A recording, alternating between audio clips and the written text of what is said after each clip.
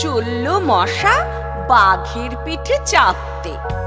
হালুম হুলুম ডাকলে যে বাঘ, আমরা থাকি কাঁপতে। বাঘের পিঠে চেপেই মশা ফুল ফোটালো আস্তে।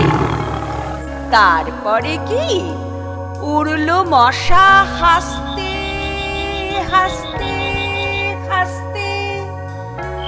মশা মশা ছোট বসা এইটুকু এক ফোঁটা, কুকুর ঠোঁটে কামড়েছিল, ফুলেও ছিল ঠোঁটটা।